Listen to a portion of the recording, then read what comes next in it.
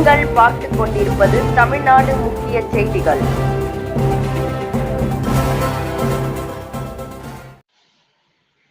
வணக்கம். செய்திகள் வாசிப்பது ஜான்சி ராணி. சென்னை சாலிகிராமம் அருணாச்சலம் சாலையில் உள்ள தேசிய முஸ்லிம் முன்னேற்ற கழகத்தின் கட்டிடத்தில் இந்திய குடியரசுக் கட்சியின் முன்னாள் மாநில தலைவர் ஐயா KP சுந்தர பிரதாபன் அவர்களின் 2ஆம் ஆண்டு நினைவு தினத்தை முன்னிட்டு படத்திறப்பு மற்றும் புகழ் அஞ்சலி செலுத்தினார்கள்.